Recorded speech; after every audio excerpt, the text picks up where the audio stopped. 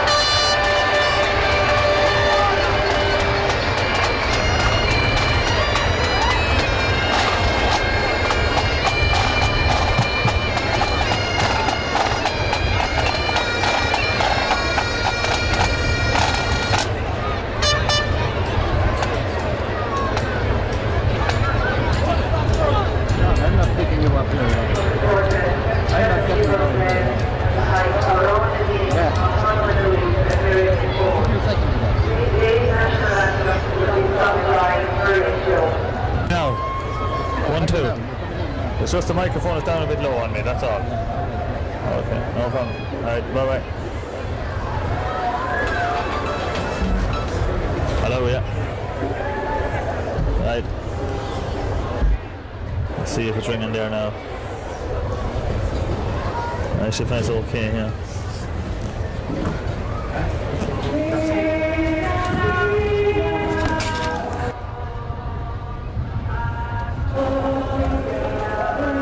You hear me?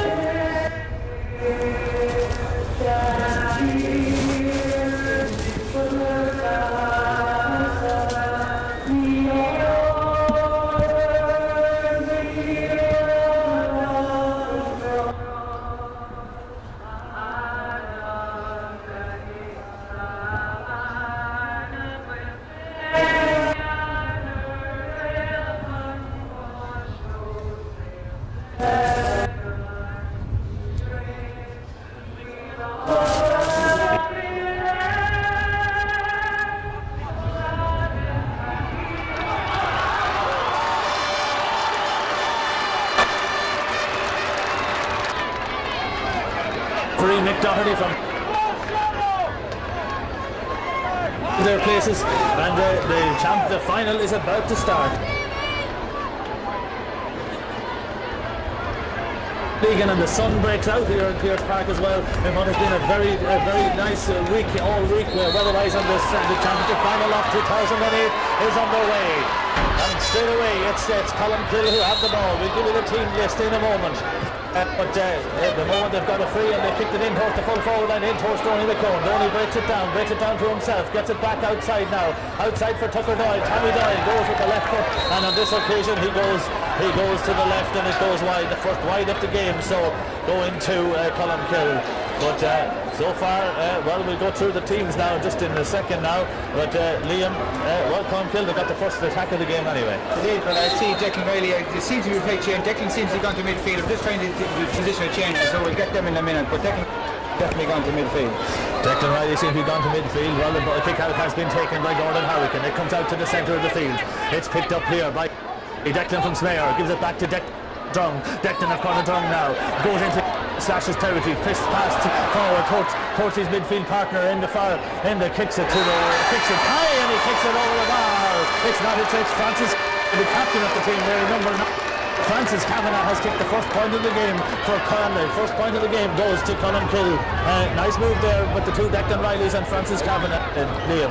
Yeah, but I think David is the big midfielder, mightn't be just as mobile as Declan Riley, so I think that'll be a tactical move definitely by Kieran Brady. Ready to get him on the ball. And the kick out has been taken. It goes way past midfield. Gary Murphy getting a toe to it, getting it poked up.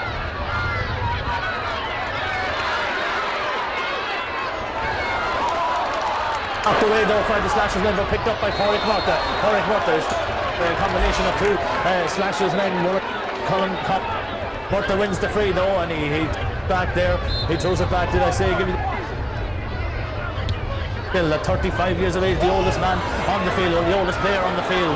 Anyway, Porrick Murtha, Noel Farrell, Ollie McGivney, Brian Brady, Declan Riley, Conor Drummond was laying there, but Colin will go back with Colmcille coming in the attack, but it's going to go harmlessly out over the end line there on this occasion.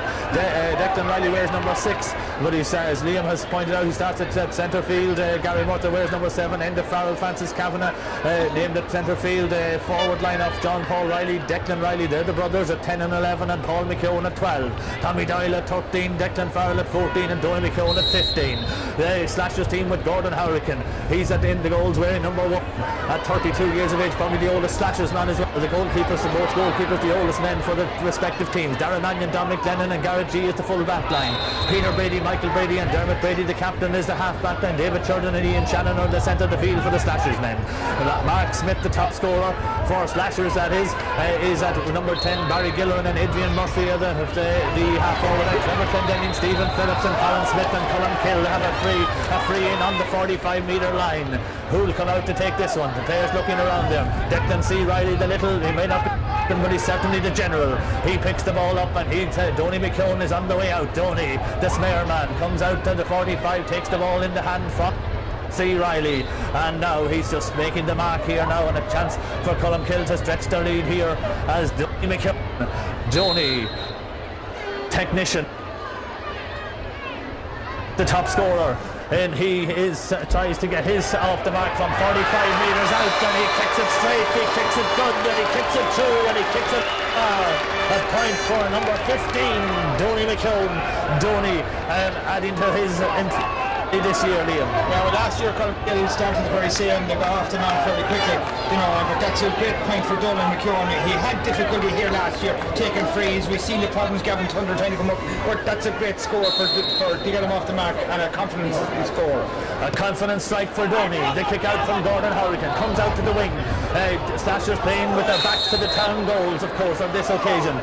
That's Gordon from the domains. He's not too far from home there when he's at the town goals anyway. The ball is won by Colmcille here. Declan Riley from Cornerdrum with the ball out beside the dugouts there. A hard tackle goes in there from Peter Brady, the wing half back, and it'll be Colmcille, and maybe a little note of the number of Peter Brady. Peter at number 5, of course his brother is at number 6, Michael, and that's a black card, black book from Michael Doherty towards Peter Brady.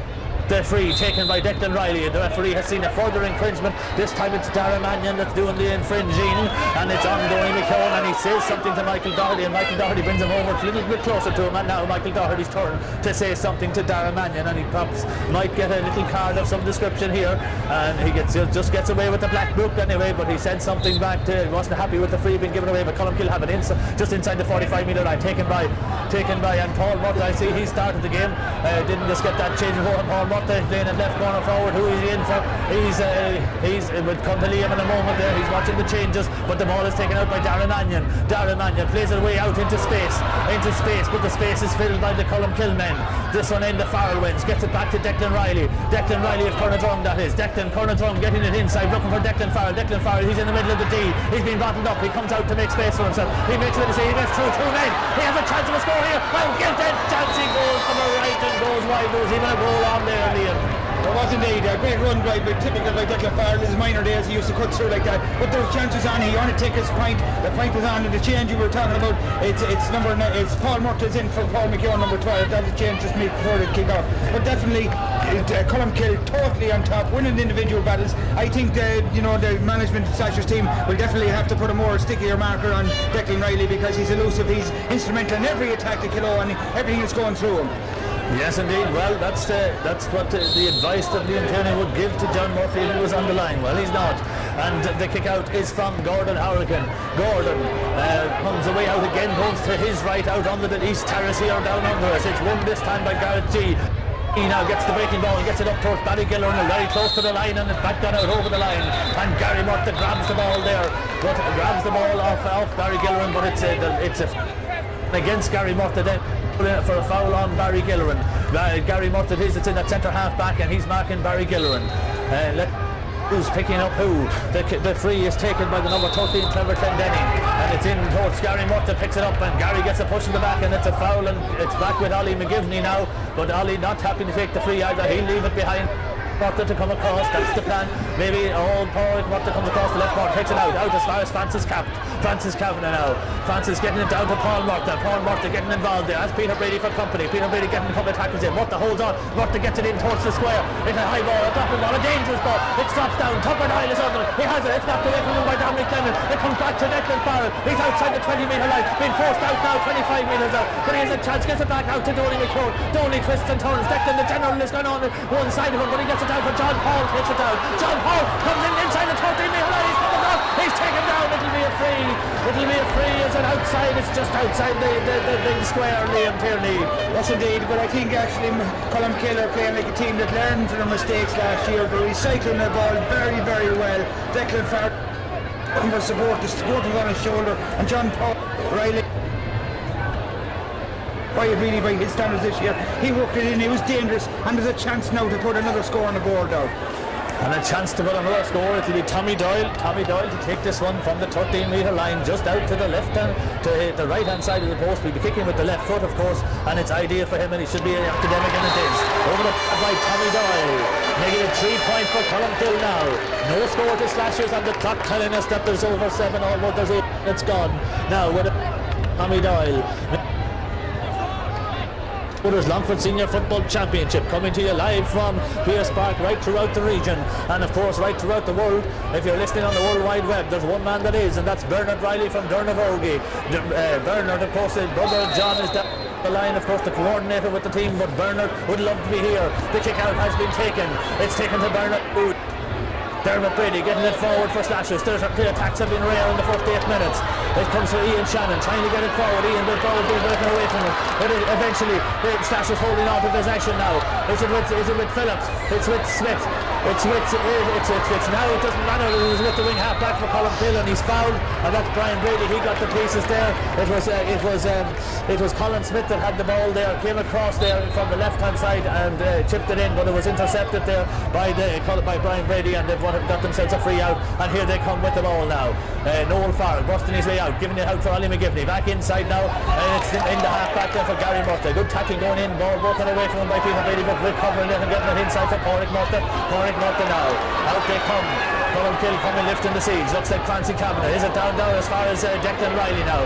Declan playing it to centre field. Declan plays it down towards the right corner. Donny McComb has made his way right across there, right across the stand side of the playing into the town goals. Declan Farrell now between the 20 and the 13, way out on the right hand side, gives it back outside, recycling it again out for Declan Riley, and Declan is pulled to the ground there, and Slashers man David Sheridan there will probably be spoken to by Mick Doherty, Liam Taylor, but certainly a scoreable free will be the end result. It's a black card for David Sheridan, but certainly a scoreable free here for Tommy Doyle on his side of the field again.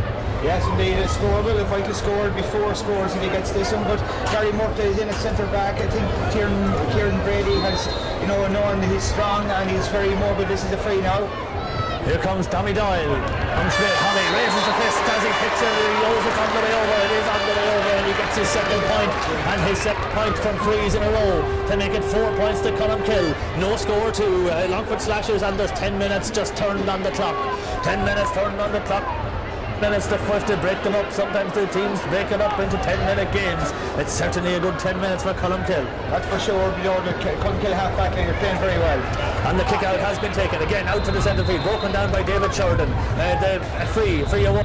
He picks up and kicks it, but a cross coming, but the referee's called back play. There's a man down, Gary Murtagh. Gary Murtagh had come and taken the long free that was taken quickly, but the man was down and the referee had come back play. It looks like David Sheridan that's receiving a bit of a midfielder. Ultimate defeat in the county final of 06. 29-year-old pharmacist there. He'll have to come off with a blood injury. By the looks of it, he's coming off. Someone or do they think they can get it sorted out fairly quickly? Mick Doherty has said for him to leave the field in any case. The clock telling us now. Let's come on, and I see that Paul Kelly, the county man who went to America for the summer, now comes in as a blood sub, getting an early taste of the action now. Paul Kelly, the county man. A lot of people were wondering, would he start, would he not? Well, he didn't start, but now he's on as a blood sub for David Sheridan in at centre field. It's with Adrian Murphy now. Adrian Murphy for Slashers, over stand side of the field. Playing into the scoreboard side, turns and twists. He's about 3 yards in. He kicks it, and spectacular. If it's over the bar, that's some point. It's over the bar from Adrian Murphy. A great point there, Liam Taylor. Yeah, well, this is one of the players I was talking about. I added to mention onto the Slashers team this year, son of the manager, probably county material, a great soccer player. But definitely Slashers needed to work hard for that. But maybe I've just seen straight away John Murphy has moved Paul Kelly straight on to Declan Riley. Straight on to Declan Riley, that was saying. He fisted forward for Barry Gilliran. Doesn't get it at the first attempt, but gets it at the second. Changes hands and twists and just pull for over carrying. It'll be a free out. A free out for Columkill on the half back then. Ollie McGivney comes quickly to pick up the ball, to have a look down to see where is he going to put for Declan Riley. Finds Declan Riley a spare. Declan goes to Paul Murtagh, very close to the sideline, being marked by Peter Brady, and then wins the free. Paul Murtagh winning the free there, and Donny McKeown is quick out to it here, and out 3 yards in from the sideline. No more than, what would it be? It'd be about 25, 27, just less than 30 metres out from the end line. Donny puts it on the ground. He puts it on the ground 3 yards in from the sideline. He'll step back from this one. This is a difficult kick now. A difficult kick, but Donny has the confidence here to go for it. Steps back, takes 5, 6, 7 steps back, and 3 now to the left. And that's his angle now. As he looks at the posts, here he comes. Donny McKeown strikes it. It'll drop short, and Hurricane takes it in the Slashers goal. Being shunted out over the line for a 45, but he's fouled in the process is McDoherty, and it'll be a free out that can be taken by Gordon Hurricane. Gordon, the 32-year-old Gordon Hurricane looks up now. He'll take it from the hand. Has county experience, of course, not as much as the other goalkeeper Gavin Turner, who played for many years for Longford. Free, and it's thereby end the foul in the middle of the field for Colmkill. Gary Mutta taking it, transferring to the cousin Paul, getting it back and getting it down into the corner for Declan Farrell to come into left corner of the field, the very corner now. Dominic Glennon with him for company. Dominic trying to get the hand in, twists and turns. Declan trying to get away from him, has a look up at the post, kicks it in dangerously in, but it's picked up inside by Garrett G with Tommy Doyle for company, but Garrett hands are safe on this occasion. Gets it out for Paul Kelly.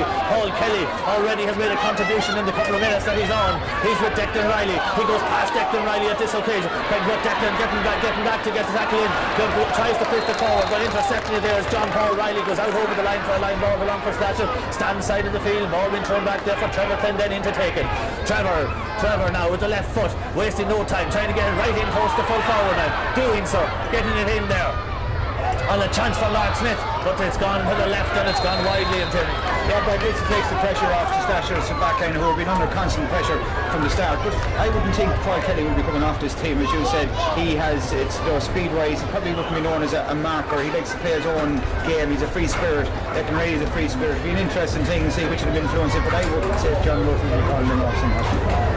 That's what you think, and from his contribution so far, you wouldn't think that he be taken off. I suppose here comes Gavin Turner on the edge of the small parallelogram.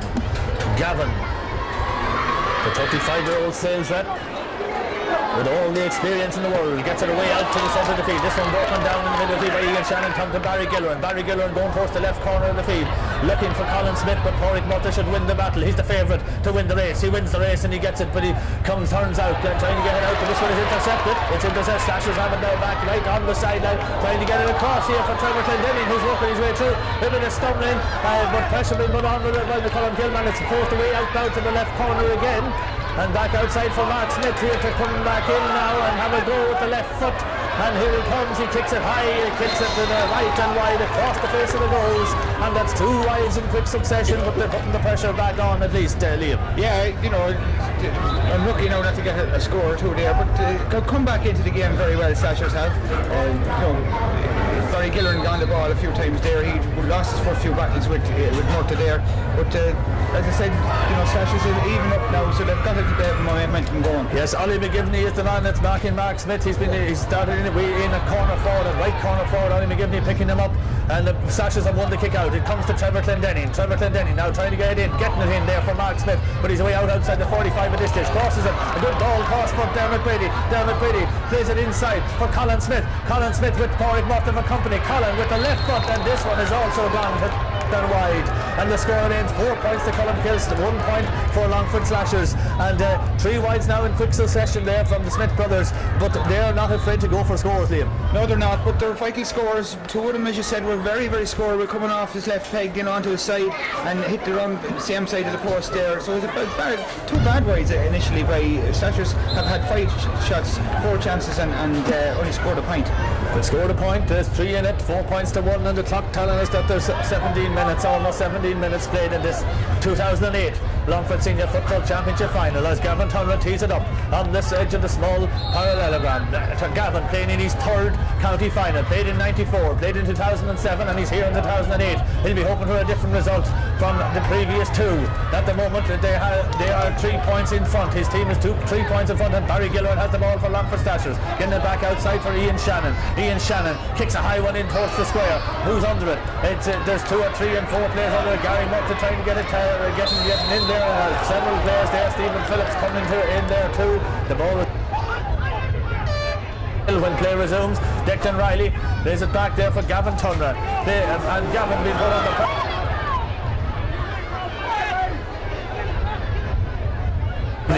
McGivney, also another man, 94. The only two of the players that are remaining that's on the field from the 94 teams. And it's back now with Paul Murphy, who's way back in his own half back line there. But Paul now looks up, has time to top it and to look up for Declan Farrell to come away out to the line. It's gone out over the line. Over the line. On the line ball. It'll be a line ball to Longford Slashers and Dominic Lennon waiting to take it. Dominic Lennon, the computer engineer at 27 years of age. Dominic, sporting today, like the Tyrone men of last week. He'll be hoping for the same result, but it's back against one again by McGivney. But it's too good. Michael Brady centre half back way up there with the attack. Gets good hard work there, trying to get through there. Ball almost breaks away from him, and it does break away from him. And Declan Riley, I swear, gets the tackle in, and the ball is picked up by Noel Farrell and got back out for Ali McGivney. Out on the 45-metre line now. Transfers it quickly back to Farrell. Noel, that is, back to Paul Murphy. Paul Murphy, despairing tackle going in from Ian Shannon. With Kavanagh now along the line, coming with determination. The captain gets right past Dominic Lennon as if he wasn't there. Into Declan Farrell. Declan Farrell on the 20-metre line. Two players are converged on him. He's pushed there by Dominic Lennon, who made his way back as fast as he could, and the tackle went in and down went Declan Farrell, and it's on the 20-metre line, and a definite score for Columkill. The score at the moment 4 points to 1 in favour of Columkill, but a point on the way here for Columkill to stretch that lead, and it was a great move. The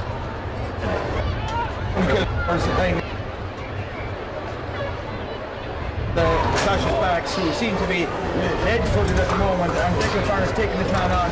And that's the second foul Dominic Lennon has come. I suppose it was a professional foul because if he had skinned him, it was a goal on. But more ironic, I would see that the great initial run up the field and lost it, and was in the he is actually picking up a series. It's down at the other end of the field, and there is quite concern Slashers bench. So McDarty just but he's going to there's a free here by Tommy Dial anyhow. No, Donny McKeown it is. Donny with the kick and Donny with the point. As I said, the penalties come there for Donny. Straight in front of the post on the 20-metre line. Donny McKeown getting his second point off the game and getting Columkill's, more importantly I suppose, getting Columkill's 5th point of the game, and just 19 almost, just 20 minutes gone, you could say call it 20 minutes. 5 points to 1, and Michael Brady is back up on his feet there. So hopefully for him that'll be okay. Michael has had to go off on a couple of occasions with injuries. Ian Shannon. And the ball is kicked out, and the fist of Declan Riley getting it forward for Garrett G comes back to Peter Brady. Peter Brady out to Ian Shannon now. Out to Ian Shannon, runs into Donny McKeown, and but gets away from them and gets the ball kicked away forward now. Looking for Adrian Murphy, but it's picked up well by the Columkill by Brian Brady. Field, far side of the field now. John Paul Riley with the ball. Get right on the free now. Free to Columkill now, and that'll be over the far side of the field. Working hard in this game. Only coming in now. Working in tandem there. Very well. John Paul Riley, he ball into the square. Off in a very good. And a dangerous one. Donny McKeown has it back outside for Tucker. Tucker with the left and over the bar. Over the bar on the Tucker Doyle. Tommy Doyle with the score. Now 6 points to 1 in favour of Columkill, and the clock telling us that there's 21 minutes gone. And that was a very good move, and the Slashers boys needed to be after most vigilant there. There could have been a goal for Columkill. Well, definitely it's not going to be a two-team this time, because in the Tommy Doyle and McKeown had the scores between them. Actually he scored as much at this the game as he did in the semi-final almost. I'm really for the skin pulled back.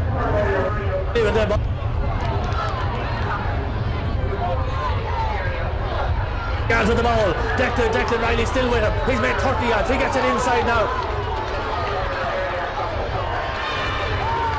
But this one looks good. It is good. It's over the bar. It's over. It's Colin Smith to score. Colin Smith, yeah, a good score. Once again, Paul made incisive. Into the heart of the Slashers defense, or into the Column defense.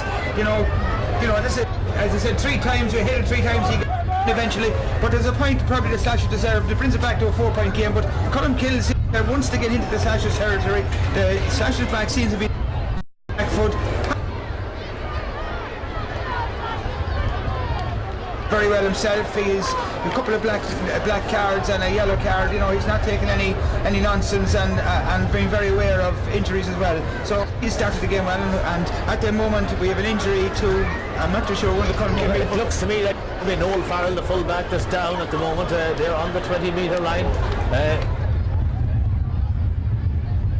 He'll be okay, but will he be okay to continue? They'll be hoping. One of the Lynch, Noel Farrell has established himself a couple of years as one of the.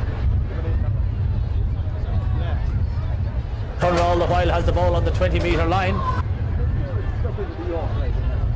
And it's 6 points to 2 in favour of Columkill. A 4-point lead, a nice little cushion to have if they can hold that going into half-time. What way do you think the breeze is having any effect here today, Liam? Well, going by the minor match, I don't think the breeze has. It's a good day for football. It's nice and dull. It's not too hot, you know, and maybe a slight breeze into the town goal here as the way Columkill are playing. Yes, Columkill with whatever advantage it is, but it's as well. It's very little in it as Gavin. Very well there was Barry Giller. Kicked it forward there. Ollie McGivney collects it, but it'll be a free there from where the ball landed. Barry Giller did very well there. He came brave there to win that one among a group of players. He did, but Gary Murtagh's having the better of him in the early exchanges, conceding a lot of height. But Barry won that very well. You know, it's for slashers to win the dirty ball. Barry is there. He's a big man. This is a fighting kick from Mark Smith to bring it back to a one-score game, a goal game. Mark Smith, here he is, he's on it, he's 25, 26 metres out, he steals a couple of yards, he kicks it with the left, it's going to pull out to the right, and it's gone wide. It's gone wide, a vital kick there, as you said, Liam, for Mark Smith, and it's another wide for Slashers. Yes, Slashers are cutting up the wides. It's not unusual, as I said in the pre-match commentary. We were talking about a free kick, and it's going to be a very vital part today. Donny McKeown and Tommy Doyle has nailed theirs. Slashers have nailed their frees. Well, that's one thing. They have been difficult ones. The kick out has taken. It drops around the middle field. Ian Shannon picking up the breaking ball again. Again, good pressure coming on from the Columkill men. Winning it back. There was Enda Farrell on the ground, but getting it out for John Paul Riley. John Paul getting it in there to Declan Farrell way out along the sideline now. Dominic Declan couldn't. Goes to ground. Maintains.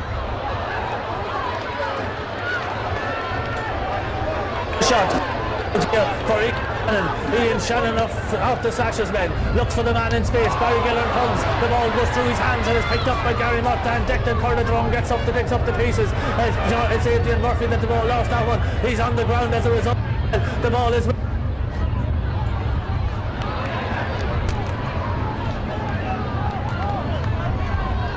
number 13 on his back, but never mind that. Garrett G won the ball very well back there. Again, here comes Tender.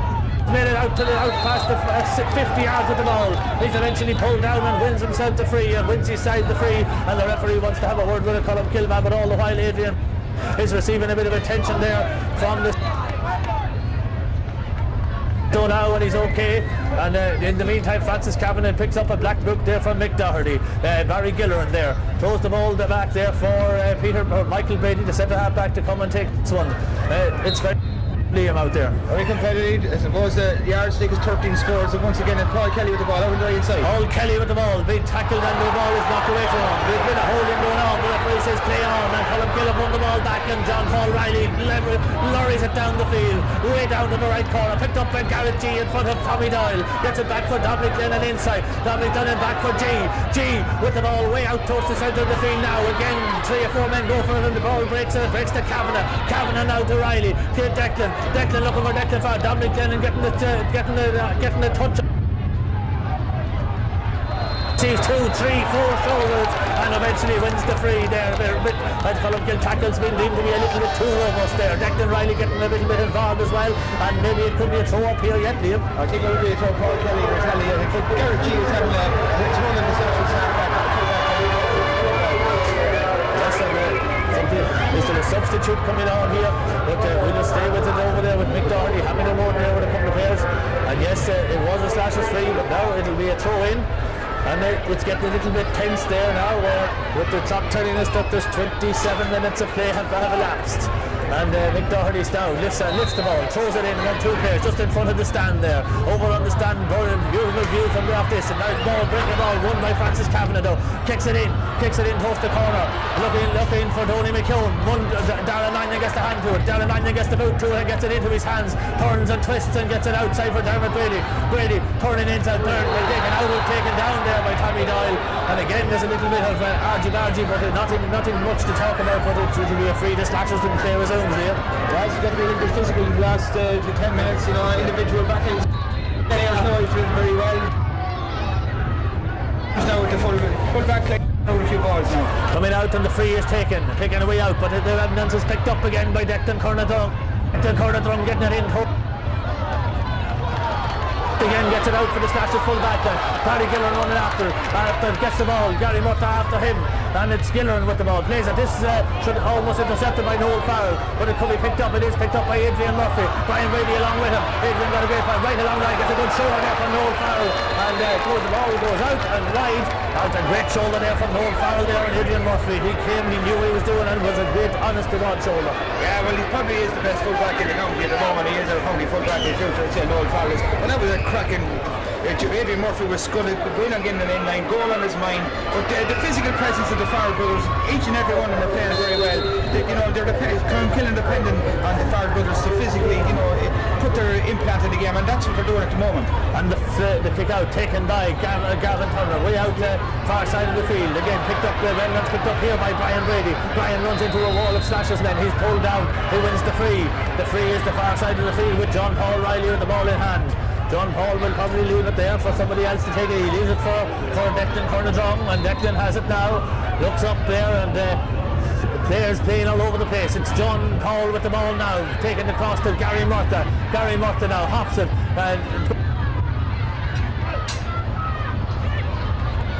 Declan Riley is there. Gets it towards Tommy Doyle, but it's picked up by Garrett G again. And Garrett G has the ball. Garrett G has the free. He has taken the free, and he's taken there. Mark Smith plays it forward for Stephen Phillips. Haven't seen a lot of Phillips yet. Doesn't need to get him.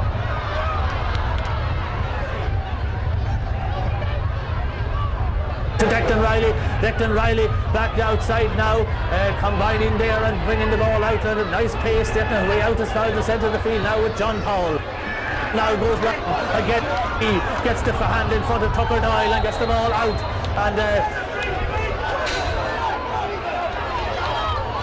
things together there because Colmkill are coming in waves, but they're being repelled on a good number of occasions. We'll come back to that. The free will be taken, and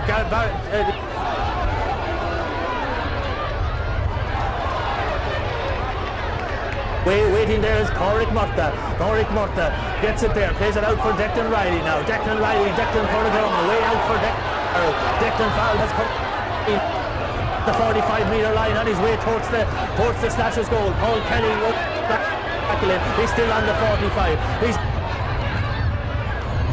Francis Kavanagh to John Paul Riley on the 30-metre line. He goes over the bar and put him in for the top corner, Liam, from John Paul. Yeah, but then again, you see Declan Riley, taking his time, looking at the options, and his partner in crime then, Francis Kavanagh, captain, coming through, lending support, offloading ahead to John Paul. He had his goal on his mind, he hit it well, about a foot over the bar, but it's a score, and it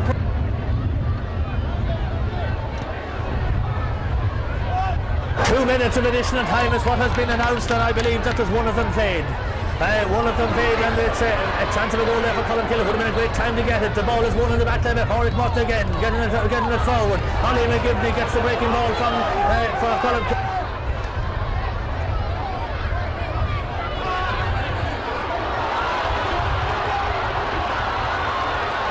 As 20 yards he kicks it, this one will go harmlessly out to the left and wide, however, and that could be the half-time whistle. There it is, the half-time whistle here.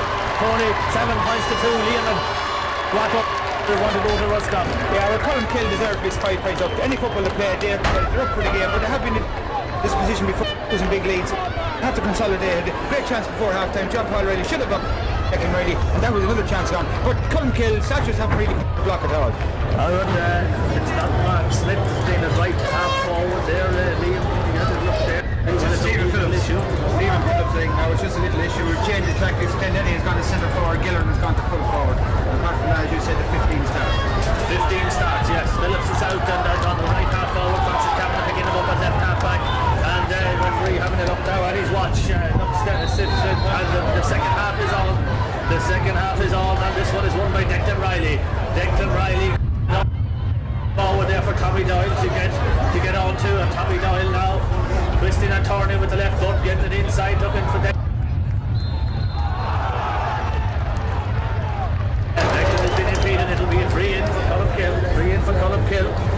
Lots of games going on here during the half time. It was a pleasure to watch it on the radio. From both clubs there, great numbers out there. The Pierce Park filled there and got great reception there from the audience or the crowd here, as well as Donny McKeown teased this one up. The 1958 team as well of Columkill, the last championship winners, they were welcomed here as well at half time as Donny McKeown picks it from the middle of the D with the right foot, and he has taken it straight and through and over the bar, and Donny was there getting around the first one in the second half and stretched the Columkill lead to 6 points now in the first minute of the second half. And as I was saying, the 58 team, they were welcomed here. Most of them are hale and hearty. 3 of them have deceased since the last couple of years, but it's certainly great to see so many of them here today. Ball is kicked out, goes out over the sideline. It'll be a line ball, and the line ball will be to Longford Slashers. Columkill hand they've got to it. Darren Mannion with the ball in his hand now. Darren Mannion far side of the field for Slashers. Looks for Paul Kelly. Paul Kelly and Declan Riley fighting for it. The ball breaks loose. Free to Longford Slashers. The Columkill men judged to have impeded Paul Kelly. Garrett G takes the free, looking for Stephen Phillips. Stephen Phillips out on the half forward line now, trying to get him into the game in front of Cavanagh. Cavanagh pushes him. It's a free. The free is awarded. The free is awarded, and it's taken by Slashers now. Kicked inside now for Colin Smith. Made it in towards the full forward line. Ball breaks. Ball breaks down. Chance here.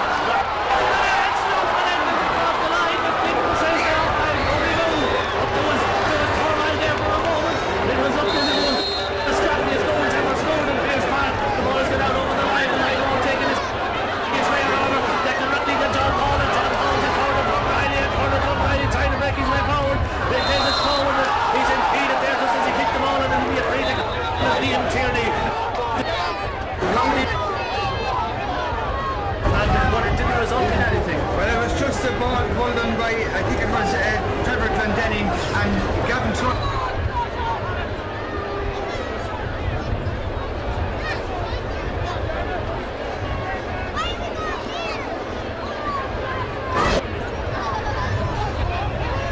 Very important clearance, and cleared it on and the rest of the defenders cleared it. So that's a let off for Columkill. So maybe the gods are going to be with them this time. Maybe the gods are with them this time. I'm sure there's rosaries being said right across the parish of Columkill. The ball is with Declan Riley of Snare. Now it's with Declan of Cornerdrum. And now it's with Donny of Snare. Donny McKeown, that is. Donny out on the 45 line, trying to get the ball, gets it across to Tommy Doyle. Tommy Doyle is in for Columkill. The score is in. And it will be a word in the ear there. I think it's guaranteed to be having the word with Nick Doherty, but it's a free for Columkill. The ball in hand, and Donny should stretch the lead here to make it 9 points to 2. It's 8 to 2 at the moment, and Donny McKeown with the ball in his hand. Donny with the ball in his, he'll kick this one from the hands. It's a broken through and over the bar for Donny's second point of the game. Of the second point of the second half, I should say. The free, he's already scored 2 in the first half. He's up to 4 now. It's 9 points more importantly for Columkill. It's 2 points for Longford Slashers. And while talking at half time, Liam, most people wouldn't have been right now Slashers, but they needed a good start to this second half. They haven't got it. Declan Riley has the ball. Declan Riley has the ball at the fist of Dominic Lennon. Knocks it out at the path of Declan Farrell, but Columkill win it back on this occasion with Farrell. Again, the block goes in on it. It's taken back by Longford Slashers on this occasion now. Minton from their own half back there, trying to get the thing moving now, getting it in for Gilleran. Gilleran has to come away out the field. He's playing it full forward now. He gets it inside from Adrian Murphy. Adrian on the right hand side. Adrian. This one it drops. Gavin Cunningham. Again, Warren Murton in the old far. Old far to Gary Murton. Gary Murton. Dermot Brady getting the tackle in. Dermot going to get outside for John Paul Riley. John Paul now. Next round. Next 20 yards. it, and the spearing tackle from Glendenny. Doesn't get the ball back off John Paul. John Paul maintains it. John Paul with the left foot down to the right corner. The right corner is Donny McKeown. Donny trying to get it in. There's a march on here from Tommy Doyle. Tommy can't reach and get the fist over. Gordon Harrigan takes it and deals with it. Gets it out again now. Out again for Sashers and Paul McKeown, and they've put him in front more, made up that one there.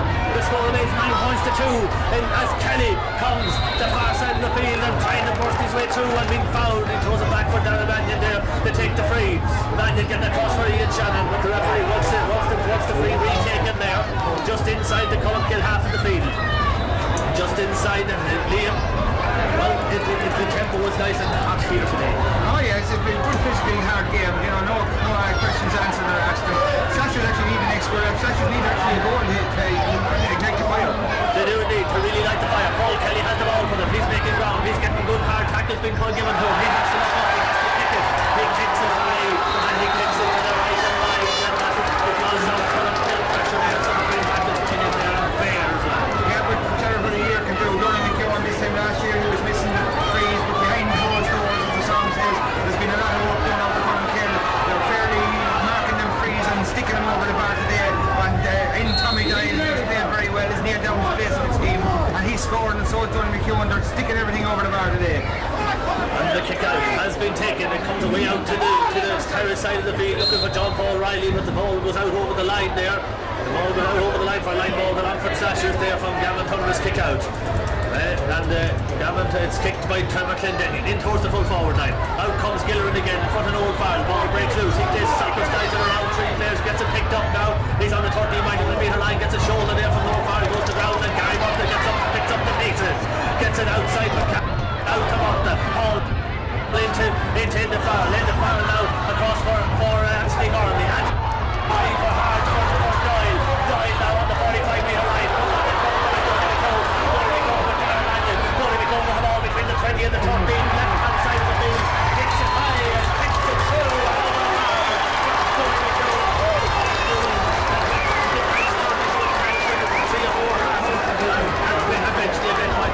Yeah, well, as you said, they started up here, they're on in the corner here. Barry Giller won a great ball, tackled by Murtagh and McGivney, and Murtagh came out with the ball and worked his way down and played football. And the 7 minutes just over 7 minutes gone, and Gormley has it again for Columkill. Gormley with Peter Brady, the free for Gormley, looks up and takes it quickly across for John Paul. John Paul got one in this first half, he could get it down. He kicks it from first to end, he kicks it high, and he kicks it on the bar. And a great point for John Paul Riley, as Stephen Shorten has been back in to be reintroduced to Michael Brady in the show. There's concern from Michael Brady in the heart of the Slashers defence team. Yeah, well, he took a bad knock in the first half. He was down here in the right corner underneath the scoreboard end. And, you know, as I said, Columkill are playing fantastic football, quick football, using Tommy Doyle and Declan Riley as a twin full forward strike force. Yes, indeed, and Tommy coming way out there to the 45-metre line to collect that one. There's about a dozen players now around the centre of the field, and the ball is won by Columkill, and Enda Farrell, the towering figure of Enda, has brought the ball down, and about 6 players converge on him, and the free is awarded, and it's given to the Little General from corner drum. The Little General has it and gives it out to the left now for Enda Farrell. And now goes to the corner, to the left corner for Donny McKeown, the man that's on song. Donny with Darragh Mannion with him. Donny twists and turns back outside, looking for space. Gives it out for John Paul. John Paul, the neighbour from Smear. The tackle comes in though, and it's one back by Slashers, and David Jordan has it now. David Jordan has it now. Taking a kick forward, they've won a free from where the ball landed. The score is 11 points to 2 in favour of Columkill. There's almost 9 minutes gone in the second half, and Mark Smith has the ball and will have the free for Slashers. He'll have it about 30 metres out. About 30 metres out, stand side of the field, kicking into the town goals.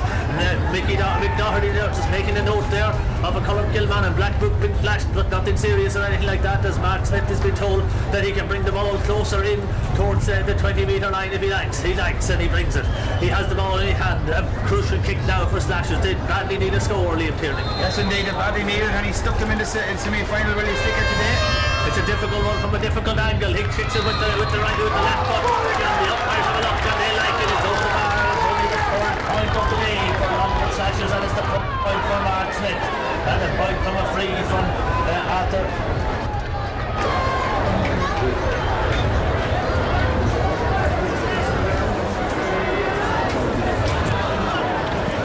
just gone to the break there for the video purposes. We shall continue. Gavin Tunra. The radio just gone to a break. We'll go with Gavin Tunra with the kick out.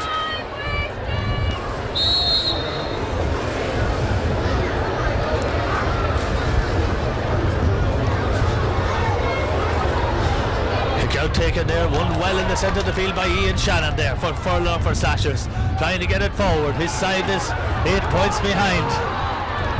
A big lead for Corkhill in this second half. Ball kicked in high. It looks as if it'll go to the right, left and wide, and it does.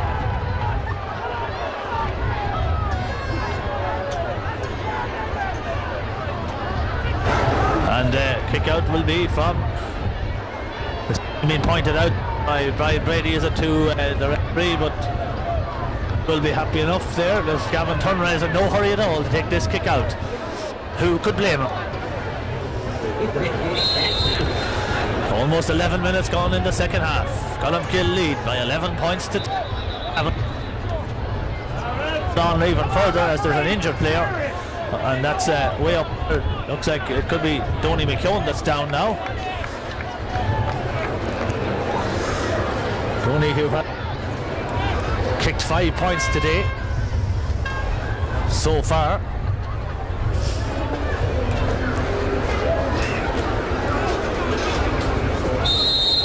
He's up on his feet and looks to be okay, and McDarty is happy that the play may now continue. On the 26th. Trevor Clendenning it.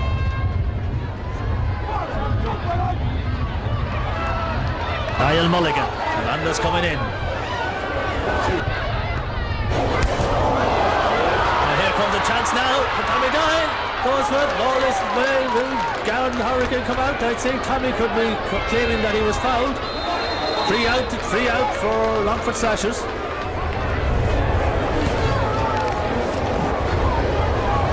Free out for Longford Slashers.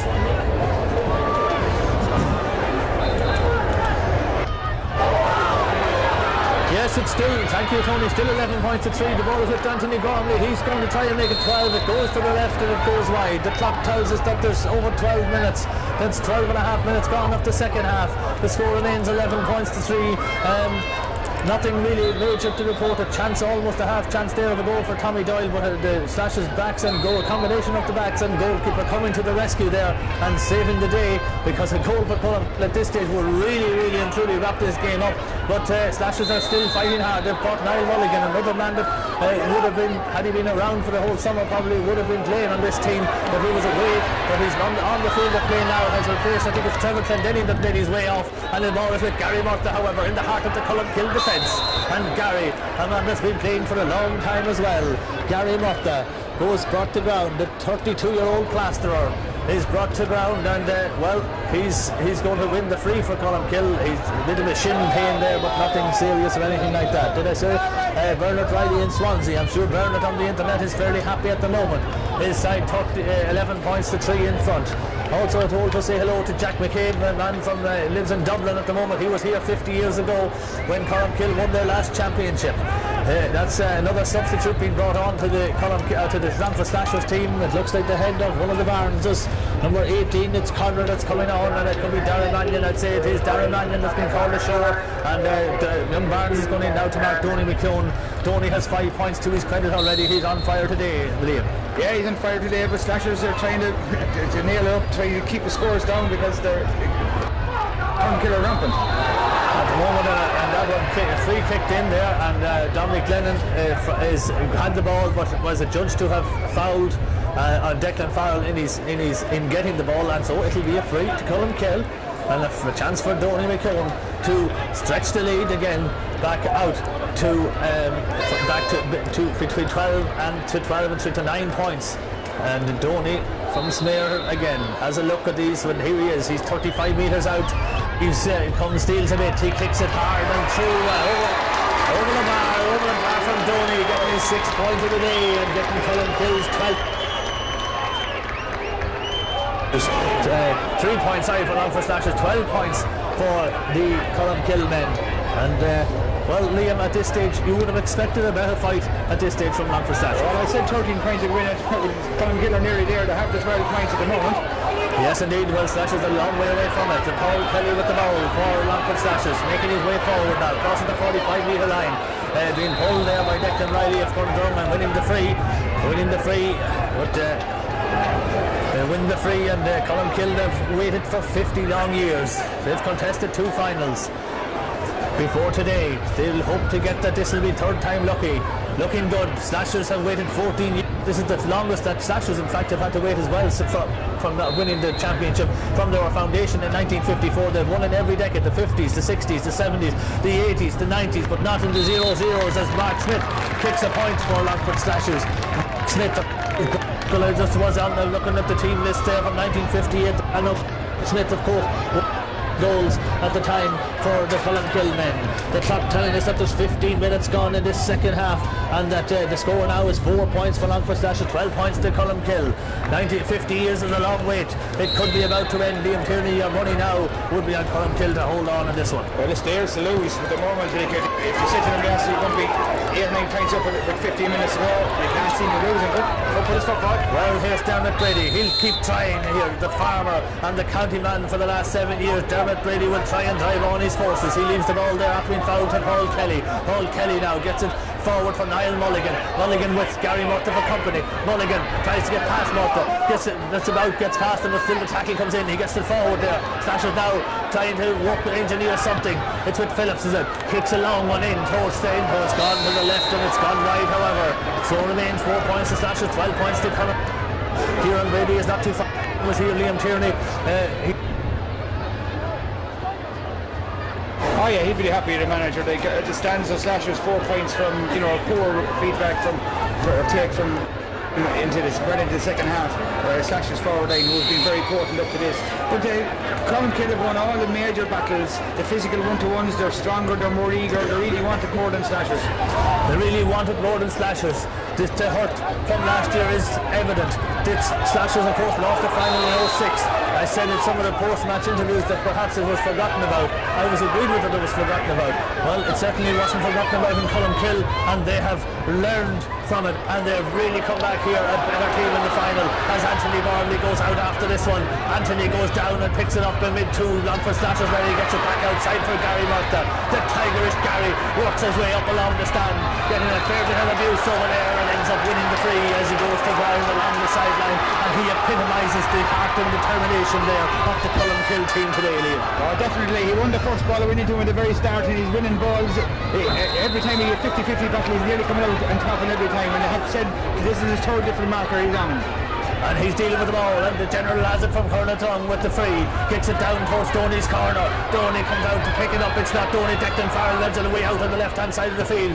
Then kicks it now in towards the full forward position. This one hops awkwardly. It's picked up, but it's caught by Gordon Hurricane in the goal for Longford Slashes. Gordon coming back out the field with it now. Transferring it outside, looking for Phillips way over. He's might be playing half forward, way back down there past his own half back line. Gets up, takes the free, plays it across here for Peter Brady. Peter Brady now is Ian Shannon now. Ian Shannon of Longford Slashes, the midfielder. He tries to get it forward. He does get it forward. It's at the 45-metre line there. Down under with Colin Smith. Colin Smith trying to work his way forward there, but Corey Murtagh not letting him go too far. He gets it outside for Paul Kelly. Paul Kelly now does break past Declan Riley this time. He gets through. He's on the 20-metre line. He lures his way through, looking for the score, looking for the goal. But he gets the point. He has to be happy with the point. He had a goal in that game. He worked very, very hard to get in there. Colin Smith had set him up. Slashers had put 1 or 2 movements together, but the pressure that Colin Gill backs right now, they have to work so hard to slash it forward. And the penalty balls just not going into likes of Colin Smith and Mark Smith. They're only 50-50 balls in, and Colin, even though they conceded that point, they still, can't just see Slashers breaking that rear guard, which they badly need to get back into this game. Yes, indeed, and here's Gavin Turner with the kick out. Goes to far side of the field. This one picked up by Peter Brady of Longford Slashers. For 12 points to 5 is the score at the moment in favour of Columkill, and here comes Peter Brady. But again he's been thwarted, and he comes across the field. Gets it across for Paul Kelly. Paul Kelly, who made that run a few moments ago, tries to get it back. Declan Riley this time knocks the ball away from him. Lovely tackle from Declan across the tongue. Declan trying to get away from Dermot Brady now, but he can't get away from him, but he doesn't lose the ball and he gets it back inside for Indefarrell out to Gormley Anthony, and looks for Donny McCune. Donny has to come away out the field, but he gets it there in front of Garrett G on this occasion. Garrett G seems to have picked him up now. Ball played looking for Farrell. Glennon tries to get a hand to it. It's kicked across by Donny, looking for Tucker Doyle. Tucker Doyle has been impeded, and it will be that by young Barnes, by Connor Barnes, and that will be a free in and probably a little bit of a ticking as well for Slash's man. But that definitely was set up. It was a tremendous tackle by Declan Riley. Paul Kelly was set to skin him on his outside. Declan didn't panic. It was a textbook video. He just put the... Jordy is coming in and he gives, I think, a very easy tap over. But that all started back here to Declan Riley playing man of the match sort of stuff. Just playing in epitomises what Colin Killer all about here today, doing the simple things well. And Donny with the easy free that Liam alluded to, kicks it high, kicks it over the bar, not that terribly high indeed, but over the bar, and that's the main thing. It's 13 points. Gordon Hurricane comes to the 20-metre line, obviously in an awful big hurry compared to what it would be on the other side, and that's Gavin Turner, of course, in no hurry at all, and he gets a kick out at this stage. 13-5 as Gordon with the kick, a big one this one, away out to the centre of the field. Again, several players go over. David Sheridan catches this one well. He's brought to ground and wins the free. Again, he'll be anxious to get up and take it quickly. Colmkill players not too anxious to move back, and of course you couldn't blame them at this stage of the game either. The ball is with Ian Shannon, kicked in towards the full forward line, looking for anybody that he can get to it. Gets as far as Niall Mulligan, and the ball is knocked out of Niall Mulligan's hands by Ollie McGivney for a 45. 45 that would be a difficult 45 because it's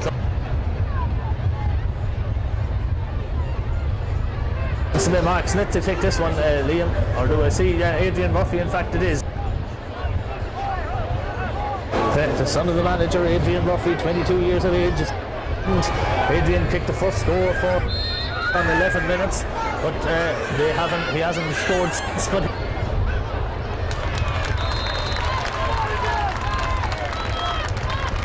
he'll get a goal, Liam, if they're to get any way back into this game for the last 10 minutes. Yes, definitely. But to show you that the talent view, Murphy, the Smiths, it's with the Cullen Kill back line and the mentors in the management team actually did their work very well. Didn't allow these players to express themselves. And you see Adrian Murphy, the class play, doesn't allow to play. Brian Brady had him in his pocket for most of the game. Kick out from Gavin Tundra. Again, broken down in the centre of the field. This one picked up by Peter Brady off Longford Slashes. Peter played it out the far side of the field. Again, looking to try and get something moving here. As far as it gets as far as Colin Smith. Colin Smith now outside from Mulligan. Trying to work his way around. Again, Porrick Murphy getting good tackling in there on Niall Mulligan. Niall turns and twists and gets the kick in, and he gets the point. Big point there from Niall Mulligan with 26 on his back. Making it 7 points now to put 6 points in it. That's a couple of scores in quick successions there, and all really Slashes are coming to life here in Pearse Park. 7 points to 13 though. It's still a commanding lead with 7 minutes of normal time remaining as Gavin Tundra comes to the 20-metre line, and he's not in any hurry at all. Gavin and taking a little bit of advice there from Mick and now he's getting advice from Mick Doherty to hurry on with it, because Mick Doherty, if he takes much longer, could there. Well, he's waved at him again to take it, and here he comes now. He realises he may kick it. He does, and it's coming out. It's coming out under John Paul Riley, or over John Paul Riley, but the fist comes in from the Longford Slashes man. I think it was Peter Brady combination. Ian Shannon it was, along with Dermot Brady, that fisted out over the line there, and the ball is with Declan Riley on the sideline, just at the tunnel, under the presentation area. The Sean Conley Cup, if he looked up to his right, he'd see it there with the green ribbons of Colmkill, but he doesn't want to look at it yet. He gets it into Donny McCune. Donny McCune now, just under the scoreboard here, right-hand corner, and tries to turn around and get it back, but this time he's dispossessed though, and Slashes trying to work it back down again in the field, but they're going to get it out to Dermot Brady. Dermot Glennon behind him. And the ball goes out there over the line though, and out the line ball to Colmkill. The line ball to Colmkill, and things are going right, Liam, things are going right for you. Yeah, well this is Colmkill. You want to slow it down into the corners, get the ball down the end of the field. You wouldn't like Slashes to get a goal because questions to be asked. Before Colin Kill, remember a few years ago in the 80s. 2 goals in the second half and destroyed a very comfortable lead, but I don't think that's going to happen today. That was 1994. Dessie Barry got the first goal though, came straight after half time if I remember. There was nothing like that today though, and the ball is cleared out the field now for Adrian Murphy to run onto in front of Brian Brady. He gets this one, Brian Brady sticking with him now, he's got past him, he reaches across to the 45, he's almost on the 20 metre line, he's on the 20 metre, he crosses the 13, he plays it across the face and it goes and wide, and the Slashes man coming in there just failed to connect with it, but he had made some ground earlier. Oh yes, well that's what I was saying there. They were hands forward, but they're just been loud to play today. But that was a quality ball. Colin Kill were caught little with less numerous at the back. They were playing their structure of 5 men or 6 players defensive. They were caught up the field again, and the break was actually have the forward in front. But they just were Colin Kill just want to keep tight, mind their lead, concede the point that they have to, but not to give away a major. Get the Hexter man back in the fence and just hold tight. And just less than 5 minutes remaining to do that in this normal time. The ball kicked out. It's won by Ian Shannon in the middle of the field for Longford Slashes. Wins the free. Gives Declan Riley a little reminder there, Declan there, that is the committed the free. He'll look forward now.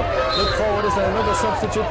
It's the free is taken there. The free is taken. Break finds kindly for Brian Brady. Brian Brady to Declan Riley. Declan Corner-Drum. Declan inside to Declan Ismare. Declan Ismare now. Been getting the tackle, but there's the hole and gives it to the brother. John Paul back to Declan Corner-Drum. Declan Corner-Drum crosses out as far as the centre field area, and still a couple of tackles going in. David Sheridan is accused of holding the hand of Declan Riley. I'm giving him a pull by the hand, and it's a free. A free to Declan Riley. A free to Declan Corner-Drum. Declan Corner-Drum getting it forward to Barnley or Pulladowie. Pulladowie man gets it forward, towards the full forward. Is it towards Ahagrea? Foul. And it is, but it's won by Dominic Glennon.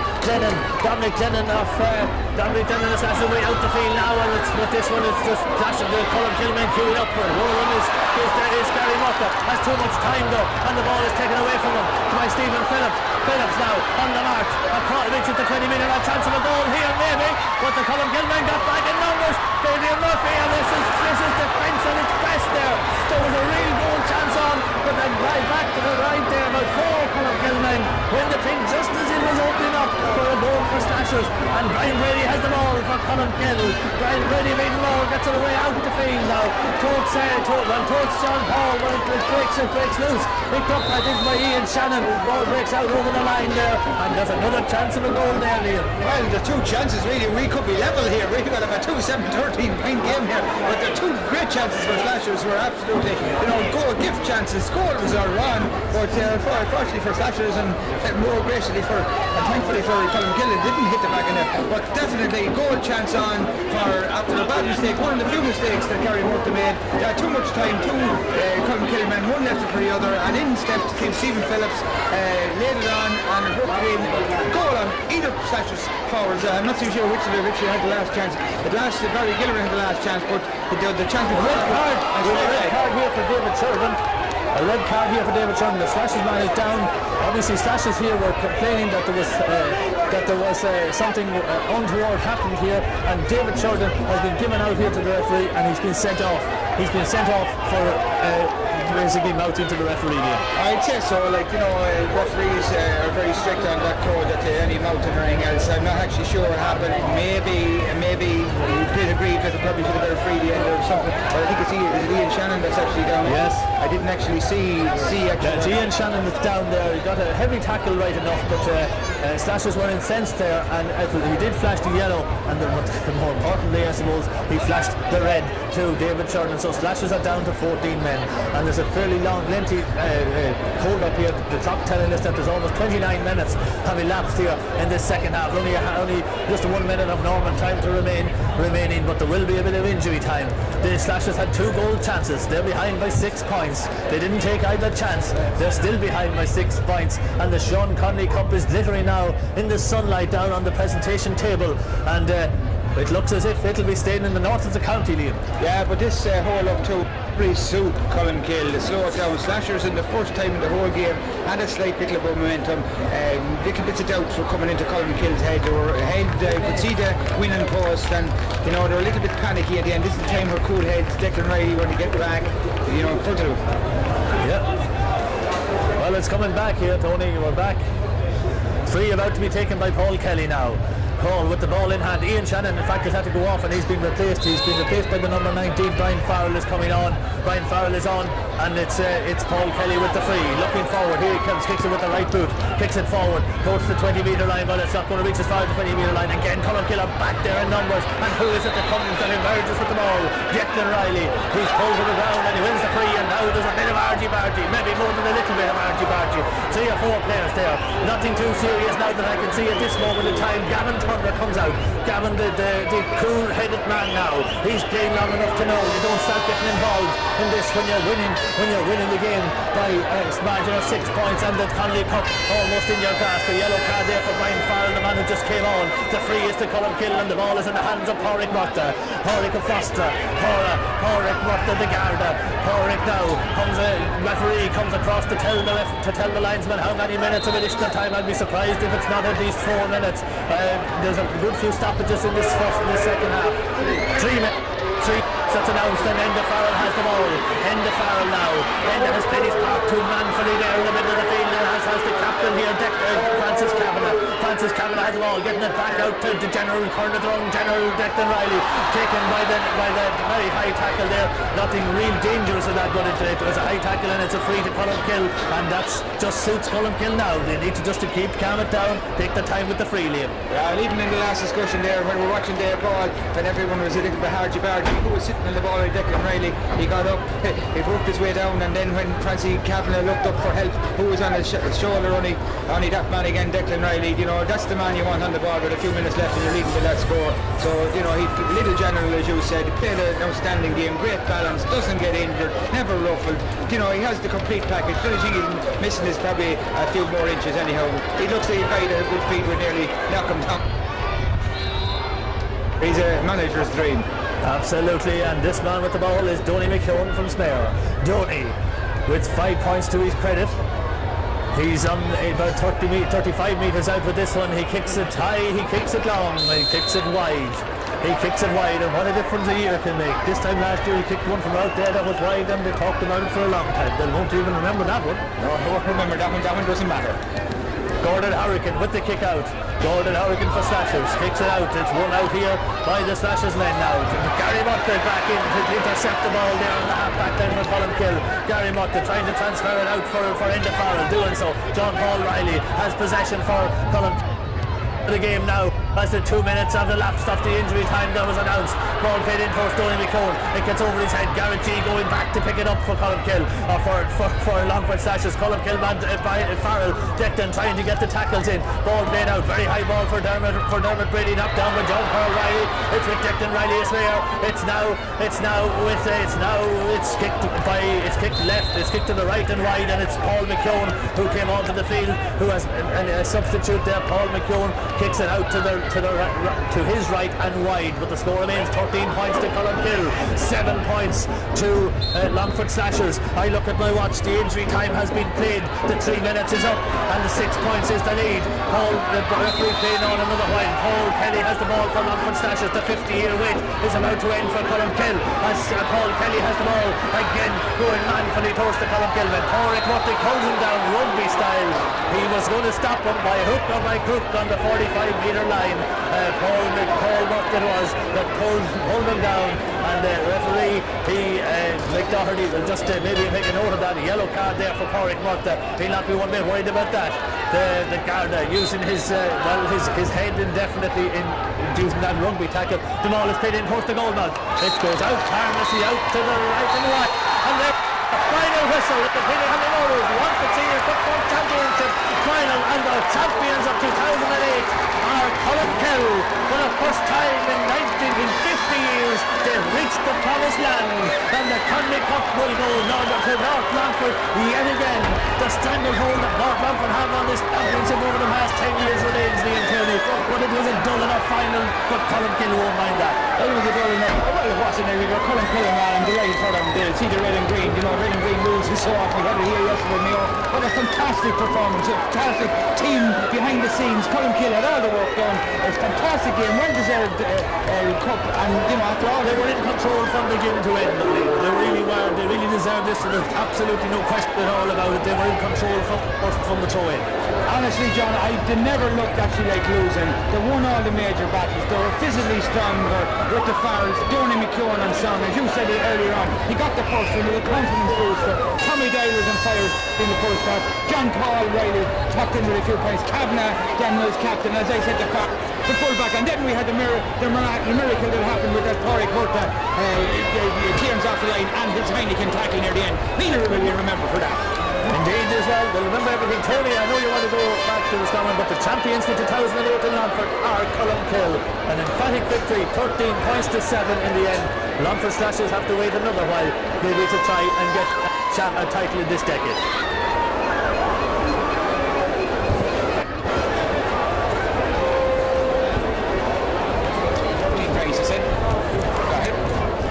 That's it now. The Connolly Cup will be presented to the captain of Colmcille, Francis Kavanagh, for video purposes, and I'm sure Declan Gilmore on camera will have a big jump to get down from the crow's nest way up on the roof of the stand to get there, but get there he will.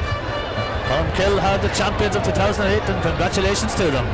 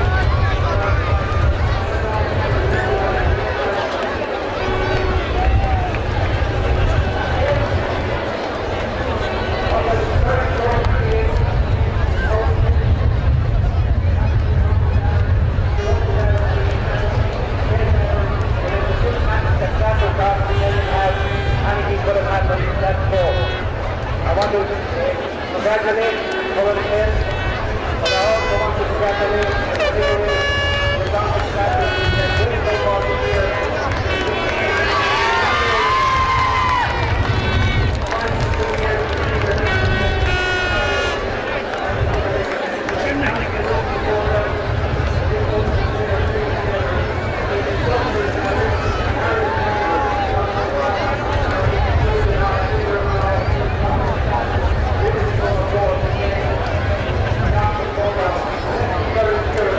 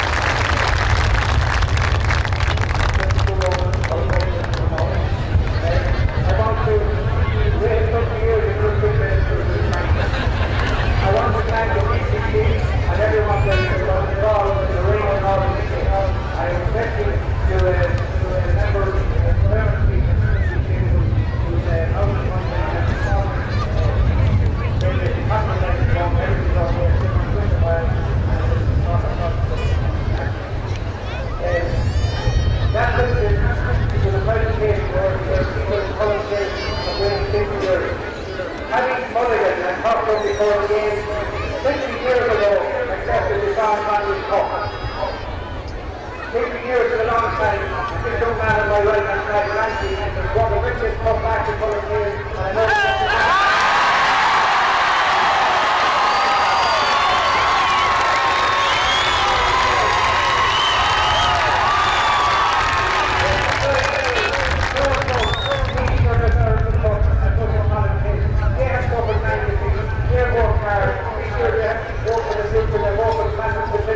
they're looking to the future, and with that I want to hand this cup to Nancy and all the best to Colour Field. Well done.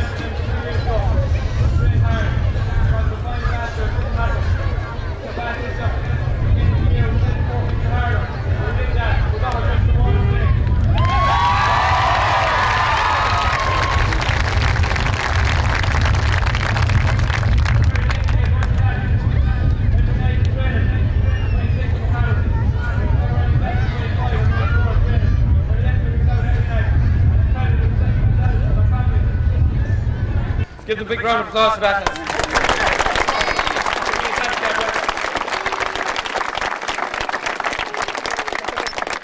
I'd like to thank our sponsors, Murtagh's Bar out in the Cliff. We hope there's lots of staff on tonight. And all our other sponsors that give money throughout the year, dug into their pockets deep. And everyone that supported Bont Lawhouse, everyone throughout the club. We've done a lot of big development in the club this year, and it was a total community effort.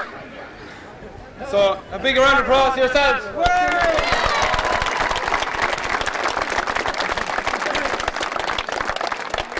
And there's 3 or 4 men I'd just like to thank now before I go. Namely, Pádraig Mulligan, Cathal the Doc Lee, Ali McGarren, and Ciara O'Brady.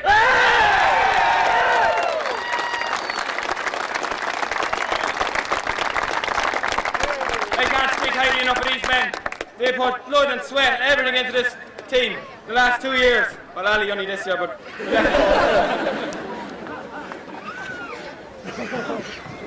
they're great. Everything is done to the last, professionally. I never trained under such a professional management ever before. As a credit themselves, and they got their just rewards this evening by bringing us to the Connolly Cup. Even though Kieran wasn't allowed on the pitch. New rules come in or something like that. So, I'll quit yapping now, and just like to thank all our supporters for coming out in such big numbers and great colour of the green and red. Mayo couldn't do it yesterday, but Cullen Ken done it today.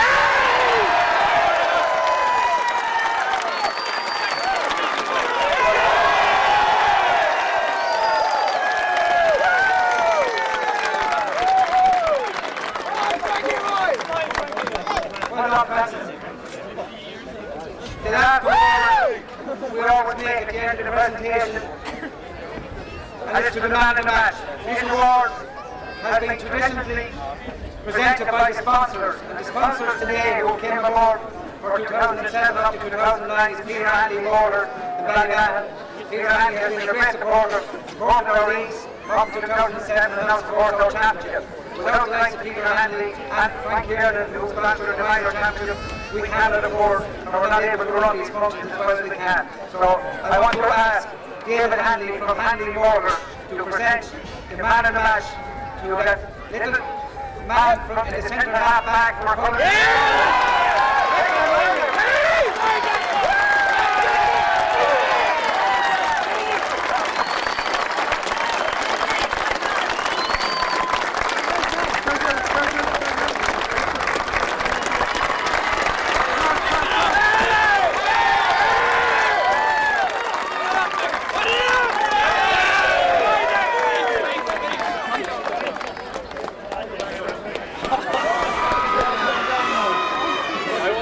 Now I just want to thank these guys behind me, each and every one of them.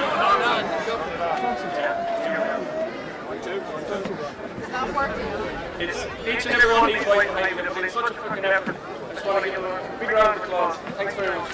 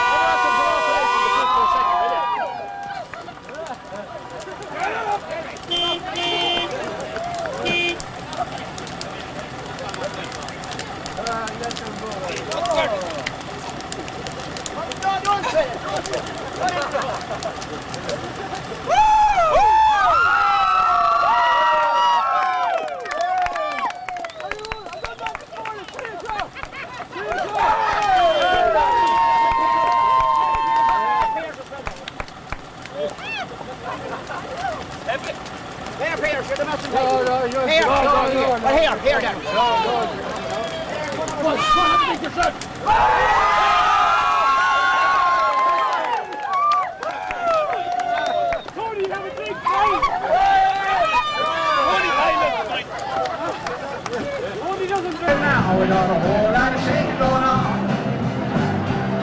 We said to shake, baby, shake. Shake it, baby, shake. Shake it, baby, shake. Oh, shake, baby, shake. We ain't faking it now. We got a whole lot of shaking going on. Come on over, honey. We got some shaking going on.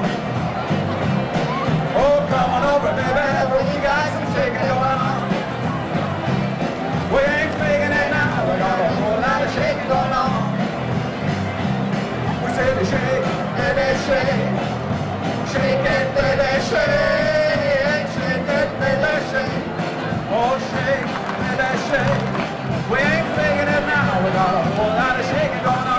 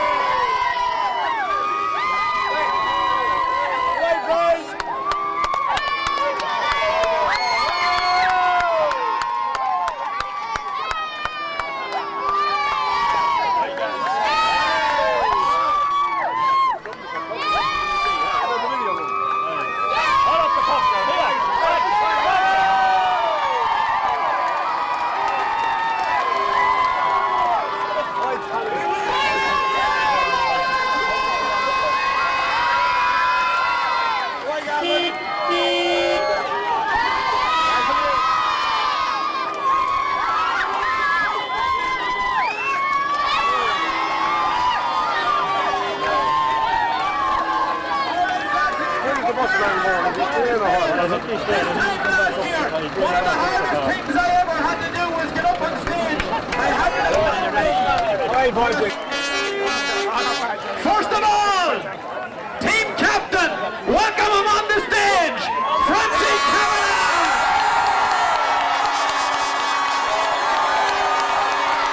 Come on, Francie. Welcome home.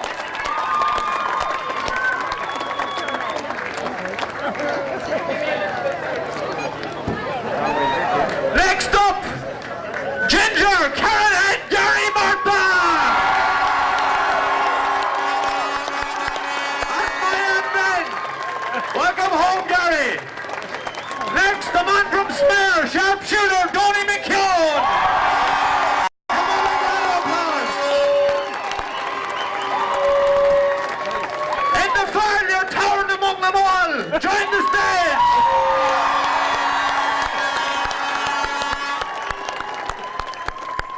Ollie McGivney!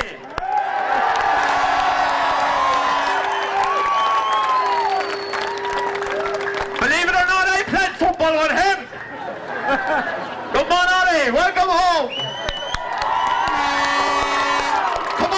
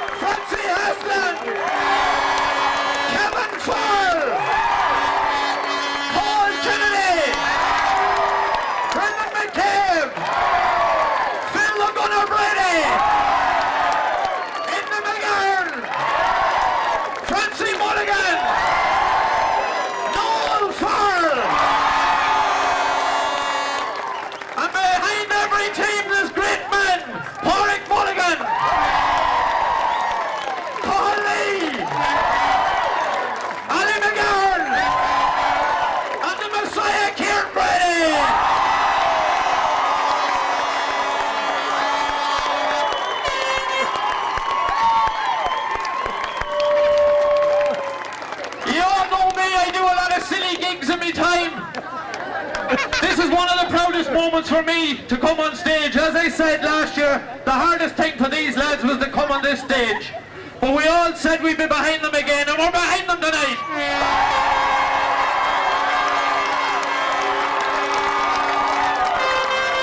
One man that's never in the spotlight, he's always organising. He's last on stage again. A man that deserves great credit for behind the scenes work as well.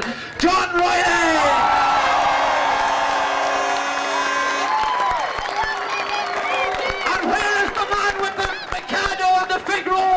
That makes the tea. Where is he?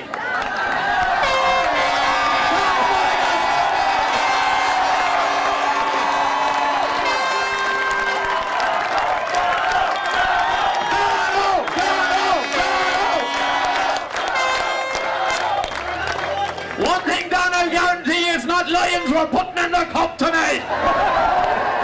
As I said earlier, I've done some silly gigs in my time. This has been a wonderful year for our club, a wonderful year for our parish. It's a success not alone for these men, but for all of ye that have stood behind the club for the last 50 years and got us to where we are today. The lotto sellers, the people that make the tea, the people that make the posters. It's all for ye here tonight, so give yourselves a big, big round of applause.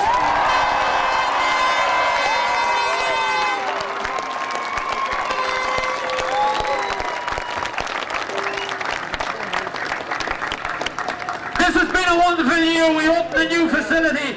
On that night, a lot of these men dressed up as girls. Some of the lads here on that night dressed up as girls. But believe me, they dressed up as men today.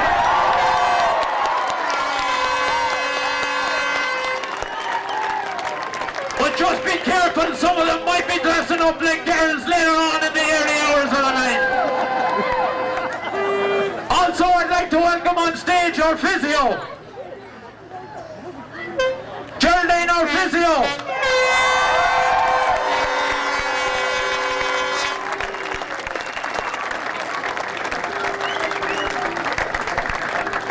This isn't a night for big speeches. The speeches was done on the field today, but there's a few people who want to say a few words. First of all, our team captain, Francie Kavanagh. I know it was very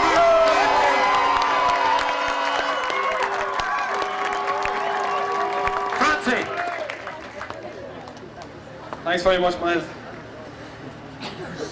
12 months ago we were here before you. It was the saddest day for a lot of our footballing careers.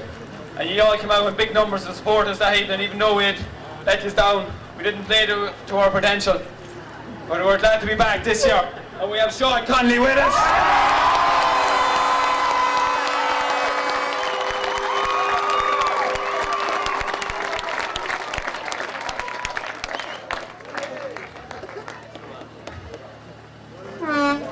Earlier on, I left a few people out with my speech. I got a bit excited. But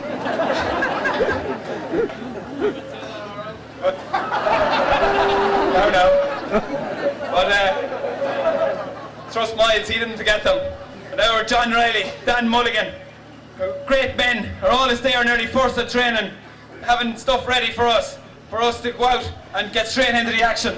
And I'd like to just get you all the great hands applause to them. They're great men.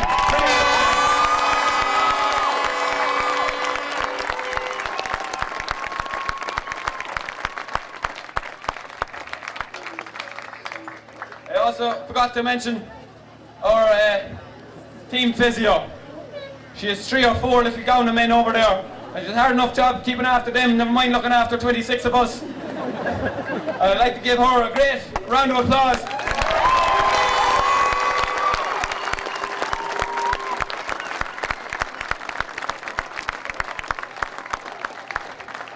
She's actually 5, because Kieran's probably the hardest one to look after.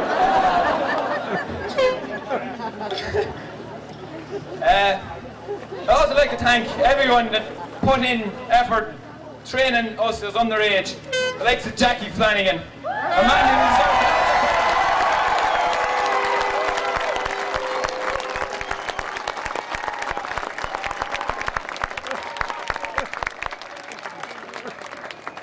You don't become good footballers unless you're brought up underage level, when trained at a good class. And Jackie done that throughout many's year. I'd say he's trained everyone here. And he deserves serious applause for that.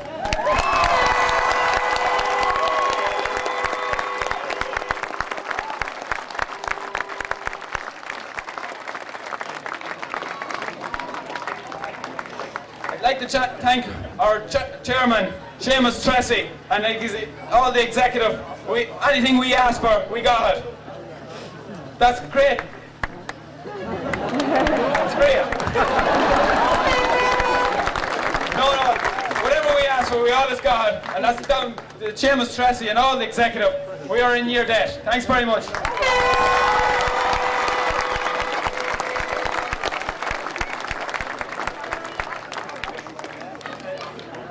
Dog for me next.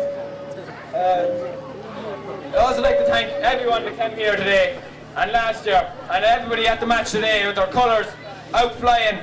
We're very proud to be bringing back Sean Connolly for ye as much as for us.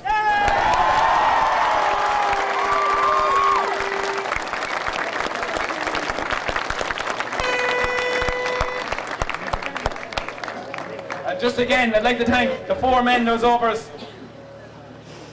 Serious work they put in. We work hard at training, but they're always there early on getting things ready for us and working every night of the week, sorting things out, having us in the most professional setup that I've ever been in, and I'd say most of the players here have ever been in, and they deserve great credit to Cathal the Doc Lee, Pádraig Mulligan, Ali McGavin and Kieran Brady.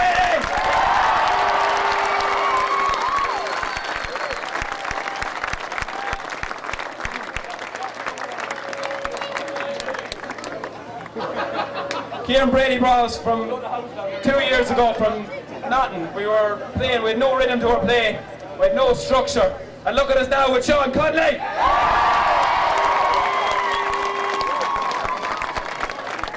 He's a serious manager. He works out everything beforehand. We all know what we have to do on the pitch. And if we don't do it, by God, we know at half time. I better shut up and I'll hand you over to the man himself, Kieran Brady.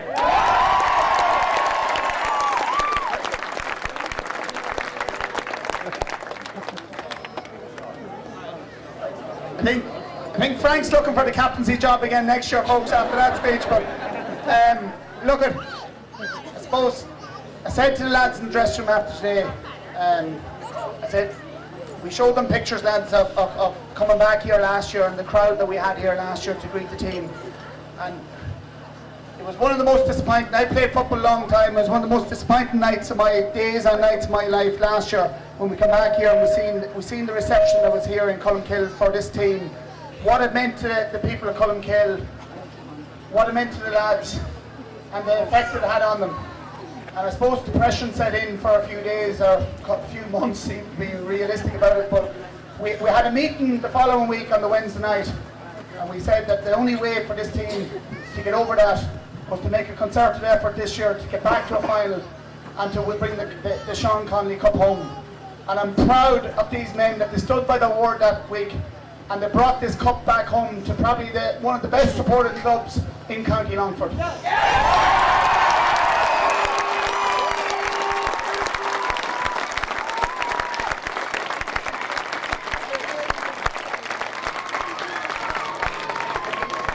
I suppose I'm playing football a long time, and I was fortunate, I know there's a lot of Gowna people in the crowd tonight, but I was fortunate to win my first senior championship when I was just gone 18 years of age. And I know what it meant to the people of Gowna, and we were lucky enough to bring 7 more senior championships, or 7 in total senior championships back to Gowna. And I'm being honest when I say this team has the potential to bring another 3 or 4 cups back in the next 5 years.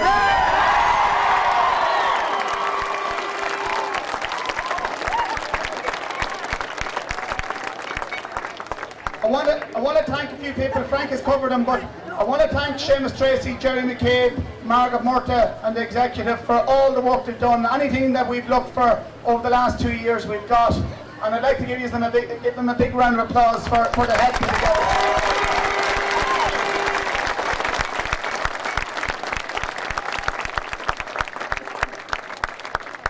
got. I'd also like to thank Dan Mulligan. He's made more cups of tea than the house, or whatever you call the maid in Mrs. Doyle in Father Ted. And some of these boys wouldn't be that fond of tea, let me tell you. But he's made more cups of tea. And I'd also like to thank John Riley. It's no wonder that the recession has hit the construction industry, because John Riley hasn't got any work done in the last 2 years with me and I and him. But lads, I'd like to give you John Riley and Dan Mulligan to put their heart and soul into it.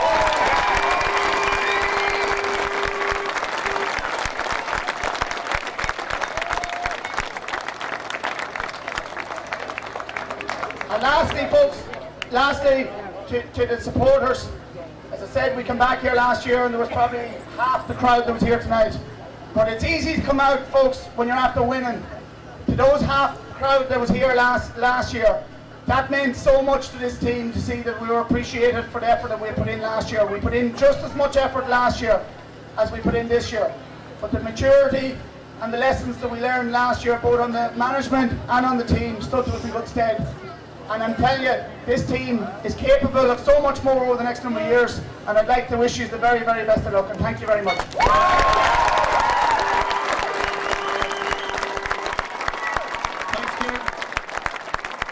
I suppose just to reiterate what Kieran is after saying, this is the catalyst now for going forward. We're in the process of a new development, we're continuing development in the club. So let us all go forward from tonight and keep this cup here in Colmkill for the young and old of the parish going forward. Finally, I'd like to call on our club chairman, Seamus Tracy.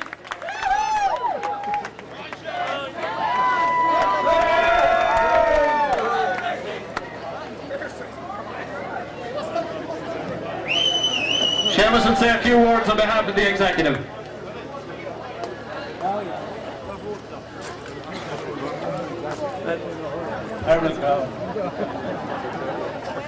I'd say I'm very proud to be here tonight, absolutely fine. Like, I've known them over the last 10 years, I've been involved as a selector when they were winning under 21 championships, and they always had the potential to win the championship. I could always see that, and well, to get it out, I was happy to be here for that.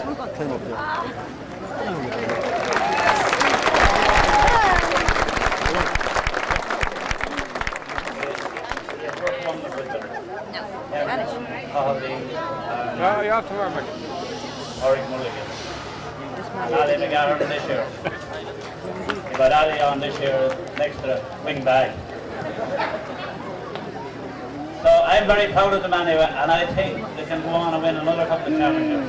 And I'm looking forward in the next month for them playing in the Leinster Championship. I think that's a great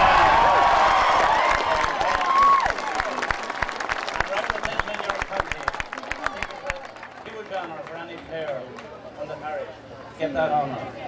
Like, we waited 50 years to win the Sean Conley Cup. So it was great to bring it across the border tonight. Very proud. Thank you all very much. So we're running the draw in the next couple of months. And I want you all to support it.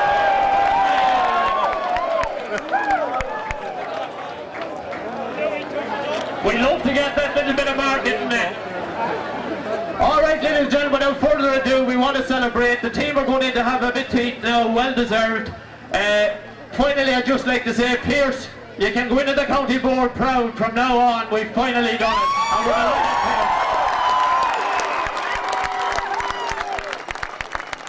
And we're delighted that you're down there in the middle of us all tonight supporting us. Thank you all very, very much. Let the celebrations begin.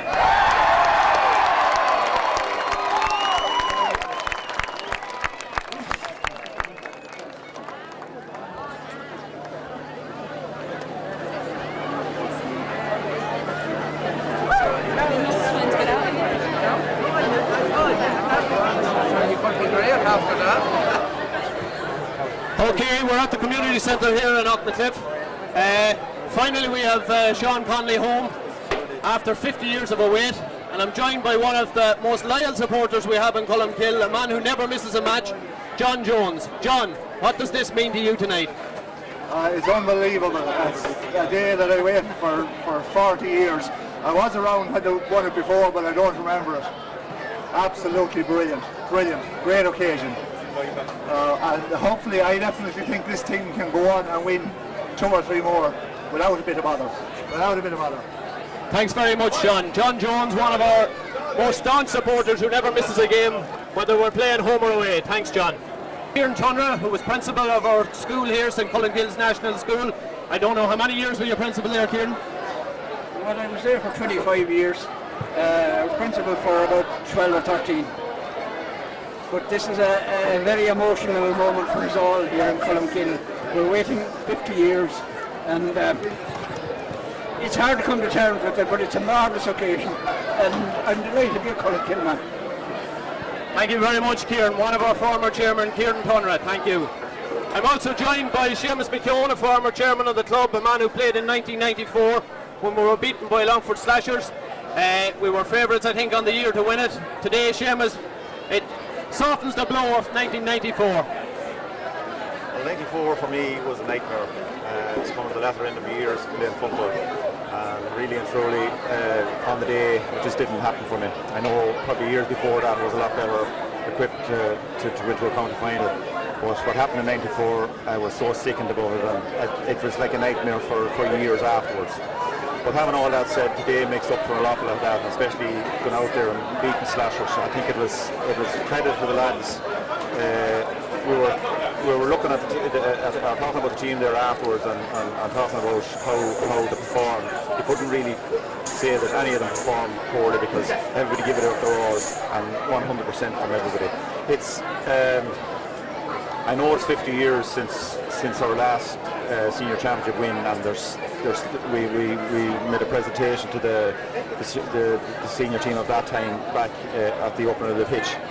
It's a very proud moment for me. My son was playing on it today, and he got on very well. I felt that he played very intelligent football today. He took some great scores from frees. Also, it's 1890 was the first year that we won the senior championship in Columkill, and it was the first medal in our house actually, and it's been 118 years, believe it or not, since to wait for this medal to come back to our house in Smair, and it's a really proud moment for me, really truly. Thanks very much. Thank you very much, Seamus. 1994 may have been disappointing, but you have been influential in the success that we see here today. Seamus has been one of the finest chairmen that has represented the clubs down through the years, and even though he was disappointed in 94, believe it, he is influential in today's win as well. Now I'm joined by one of the longest serving members on the county board, a man who needs no introduction, Pierce Daly. He has served the club loyally down through the years. Pierce, join me here till we have a few words. Pierce, what does today mean for you? Well, it was our best performance ever I've seen from a Columkill team. They were brilliant all together. Every one of them played their part out. There was no doubt about that. An emotional day for you, Pierce. It was indeed. I was delighted. I'm a long time watching football in Longford since 1943, and I'm telling you, that was some performance today. How many years service have you with the county board, Pierce? I just forget in the occasion I forget. 1943 I started, so I'm still there. I hope I'll be there as long as I can. No doubt, Pierce, you'll be here for the 3 in a row and more to come. Pierce Daly, thank you very, very much. McKeown, Father Seamus McKeown, our parish priest, I'm delighted to have you here with us. If you can come over and join us here, Father. Father Seamus McKeown, I'm just after hearing he brought a championship to Kiltubrid while he was there. I think we're blessed to have him in the parish, not alone for the work he does in the parish, but for the good omen that he's brought us here today as well. Father McKeown, I know you played football yourself down through the years. You're a midfielder. I tried, all right. Father, what about today? You were at the game. Well, I'd say it's a great honour for me to be here in this noble parish of Aughacliff at this time. It's tremendous for the parish, and I'd just like to pay tribute to the players and to all the management team for what they're doing for the community. You know, it brings a great spirit to the community, and it's really a time to celebrate here tonight. It's a tremendous occasion, and I suppose, as you were saying, we all remember last year when you were here, and the fact that the team stayed together, you know, for the year, and I suppose their trainer, you know, he did a tremendous job, I think, on them as well. So it's wonderful to be here. That's just all about it. Yeah. It is. And I'm delighted for the team and for the management and for all of you that are involved with the team. Father Seamus, thank you very much. Thank you. our chairman, Seamus Tracy. Seamus, this is a wonderful night for our club, something we've waited for a long, long time. All the meetings, all the planning, it's all come into fruition tonight. You must be a happy man as chairman of the first team since 1958 to bring home the club. Very proud of to be involved with the team today. Now it was a wonderful occasion, something I'll always remember the rest of my life. I played a bit of football, but it was wonderful to be there today and see so many people so happy after waiting for so long to achieve this. Like a lot of fellas has wore the Cullenkill jersey, I've seen them, and they went home broken hearted for the last semi-finals. We had we 2 pints, and I was overwhelmed today to be part of today winning that senior championship. Seamus, thank you very much. Now I'm joined by Pierce Daly's son, who we interviewed earlier, Dermot Daly, who wore the red and green proud so many times for Cullenkill. Pierce, or Dermot, what does today mean for you as a man living outside the parish, coming back on numerous occasions to support the team? We call you one of the supporters who comes back on every occasion. Dermot, in your own words. Well, I'm just delighted to be here on this special occasion in Cullenkill, because I just think back of the late 60s, that's still my age, but you know, we had 5 schools in the parish at that time, and we had a great priest at the time here, Father Sam Holmes, and that 5 national schools knit the whole community together. Now, I've been away for quite a while, living in Dublin, but I get down here every second weekend, and I just can't believe the atmosphere that started for me this morning, because I only came down this morning in the church. It was palpable, I could sense it. It is unreal. As a matter of fact, there was tears coming from my eyes, because I just waited for today to see that cup being lifted, that Sean Connolly Cup. And I was actually born in 1959. I was a couple of months before Liam Higgins and his team took that cup before. And there was so much memories. I'm just delighted. And I'm thrilled, of course, for my father, who we all know his age. I'm not going to talk about that, but it was fantastic. Cullenkill have got the Mayo colours. Mayo didn't win yesterday, but by God, Cullenkill took the Connolly Cup tonight. I'm absolutely thrilled, delighted to be part of it. Thank you. Thanks, Dermot. That's 2 testament of one of our supporters who are here today, the supporters who come back day after day, whether we're home or away. Dermot Daly, thank you. Now I'm joined by victorious team manager Kieran Brady. Delighted to have Kieran here. Kieran, I suppose that just to settle a little bit, you've had time to reflect on today's game. In your own words, today's game, what did it mean to you? Today's game was brilliant, Miles. I suppose, look, I was watching it from up in the press box. I thought it was absolutely brilliant, Miles. I thought the team showed a level of maturity beyond its years. I thought the experience gained from last year stood the team in serious stead here today. And I thought the first 15 minutes of the county final today, I thought we put Slashers on the back foot. We got a 4 or 5 point lead, and we never relinquished it after that. Last year's defeat, a great lesson for the lads. To say you have to lose one to win one, it surely stood to them today as well, Kieran. I wouldn't believe with that statement about having to lose one to win one, but look, we definitely learned from last year. We simple facts of it, we didn't perform in the county final last year, Miles. But the lads used that, and we used that this year as a motivational factor for them, and every step of the way this year was a stepping stone to win it. And look, regardless of who we have met in the championship this year or who we met in the final today, Cullenkill was always going to win the championship this year because of the maturity and the experience that the lads had gained from last year. They're a wonderful bunch of lads to work with, Kieran, and I know the respect is reciprocated. I can see it from talking to the lads earlier on. They're a great bunch of lads. Absolutely fantastic, and I'm delighted this year that we have the likes of Philip Brady is back in the panel. Francie Mulligan was with us this year. Delighted for Gavin Turner, Gary Murta and Ollie McGibney, lads that have soldiered for years and years with Cullenkill and never got a medal. Absolutely fantastic bunch of fellas, from the oldest fella to the youngest fella is Paul McKeown on the team. They're a tremendous bunch of fellas. Anything we asked for, and believe me, we asked for lots of miles, but anything we asked for we got, and they fully deserve their night tonight and to win a championship medal. I'm going to be the first to ask it, Kieran. I know it's going to be asked all night, but I'm going to ask it on camera, Kieran. You're staying with us next year. We'll enjoy the night, Miles, and we'll take it from there, alright? To Kieran Brady answer. Thank you. Now I'm joined by 2 men from the upper end of the parish. We're all the one parish, but sometimes there's a stigma in Cullenkill that there's an upper end and a lower end. But believe me, we're all the one parish, but these are 2 men from the upper end of the parish. I'm joined by Seamus Smith, who was one of the greatest servants to Columkill down through the years. I had the pleasure of playing him, represented his county at every underage level, and represented our club in the 1994 final as well. Seamus, what did this today mean to you? Well, it means the world. I was delighted to see the boys perform so well today. They totally dominated the first half, and they looked like they were on a mission, and delighted after 50 years. We tried long and hard for 10, maybe 15 years at the top, and had a very committed team, but we're never able to do what the boys done today, and I was delighted for them after such a long barn spell. I know you are, Seamus. Now I'm joined by Noel Farr, county fullback, Columkill fullback. Wonderful season for you, Noel. What did today mean for you? It's absolutely unbelievable. The world coming to Sligo, just after disappointing last year and come back to win it this year, like no one would have thought. When we finished up last year, to come back so quick. It would have took a year or two, but it was great. Only Kieran and the boys just kept at it, and fair play to all the lads for getting there all year round and putting in there for 10 years. It's great, absolutely unbelievable now. Well done. Thanks very much, lads. Enjoy your night.